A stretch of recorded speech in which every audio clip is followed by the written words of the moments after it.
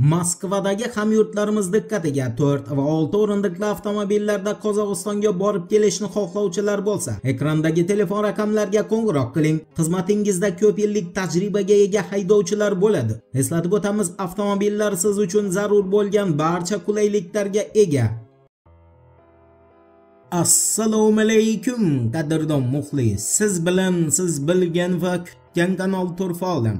Union agentligining axborotiga ko'ra, Ukraina Oliy Radasi Mudofaa qo'mitasi raisi Roman Kostenko o'z bayonotida Radadagi deputatlarni Trampni tinchlik bitimiga qarshi kurashishga chaqirgan. Roman Kostenkoning chorloviga ko'ra, Ukraina agar urushni davom ettirgan holda Rossiyadan ko'proq hududni qaytarib oladigan bo'lsa, u holda tinchlik bitimi orqali Moskvaga Kiyev hech qanday hudud bermaydi. Aniqrog'i, Ukraina Rossiyaga yer berishga rozi emas va bu borada Ukraina Oliy Radasi Ukraina qurolli kuchlari bosh qo'mondoni general Sirskiyni qo'llab-quvvatlaydi. Bu degani Zelenskiy Trampni va Putinni shartlariga rozi bo'lsa ham urush baribir davom etadi. Negaki Oliy Rada va armiya tinchlik emas, urush tarafdori degan gapdir. Eshitmaganlar uchun eslatma, Ukrainani tinchlik bo'yicha pozitsiyasini o'zgartirish fikri Zelenskiydan yoki Oliy Radadan, shuningdek general Sirskiydan chiqqan emas. Bu pozitsiyani agar uni shunday atash mumkin bo'lsa, albatta boshida Fransiya prezidenti Emmanuel Macron turibdi. Endi fakt. Macronni o'zining X'dagi rasmiy sahifasida qayd qilishicha, Fransiya prezidenti 8-dekabr dushanba kuni Londonga Britaniya bosh vaziri Keir Starmer va Germaniya kansleri Friedrich Merz, shuningdek Vladimir Zelenskiy bilan uchrashish uchun parvoz qiladi va Macron Londonda urushni Amerika Qo'shma Shtatlarisiz davom ettirish uchun ishlab chiqqan yangi rejasini taqdim qiladi. Bundan tashqari, ko'ngillilar koalitsiyasi, to'g'rirog'i urush tarafdorlari bo'lgan Friedrich Merz bilan Keir Starmer va Emmanuel Macronlar Zelenskiyga jangni Trampni yordamisiz qanday davom ettirish mumkinligi to'g'risida axborot beradi. Macronga ko'ra, agar hozir urush to'xtatiladigan bo'lsa, u holda Ukraina va Yevropa unda mag'lublar pozitsiyasida qoladi. Negaki ayni paytda frontda yaqqol ustunlik Rossiya tomonida va Yevropa bilan Kiyev urushni qay yo'l bilan bo'lsa-da Moskvani mag'lub pozitsiyasiga olib borgunga qadar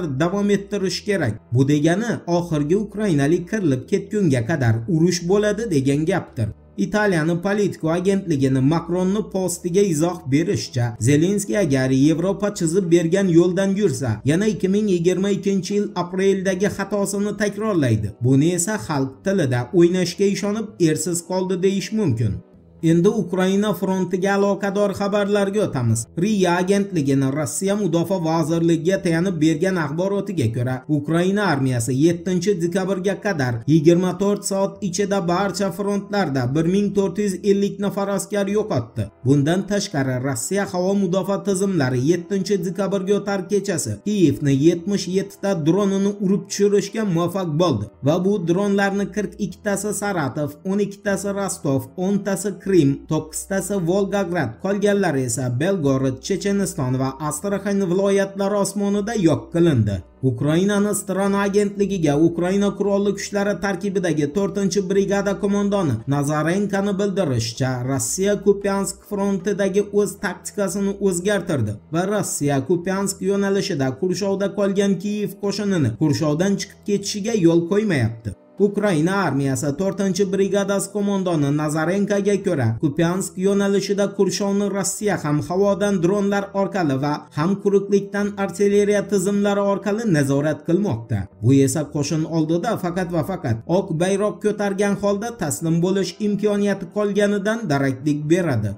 Endi Qo'shma Shtatlar urush vaziri Pit Hegsethni Kaliforniyadagi Reagan nomidagi Milliy mudofaa forumidagi shov-shuvli bayonotiga yuzlanamiz. Diqqat bilan eshiting. Fox News agentligining xabar berishicha, Pit Hegseth Kaliforniyadagi forumda Donald Trampni rasman Qo'shma Shtatlarning 40-prezidenti Ronald Reaganni izdoshi va davomchisi deya e'lon qilgan. Pit Hegsethga ko'ra, Trump Amerika Qo'shma Shtatlarini avvalgiday buyuk davlat bo'lish yo'lida barcha chora-tadbirlarni amalga oshirmoqda va aynan Trumpni davrida Amerika Qo'shma Shtatlarini yadro triadasi yangidan takomillashtiriladi. Pit Hegsethning aytganlariga ishonadigan bo'lsak, Tramp Pentagonga Amerika Qo'shma Shtatlarini yangi yadro triada dasturini ishlab chiqishni buyurgan va Pentagon allaqachon ishga kirishgan.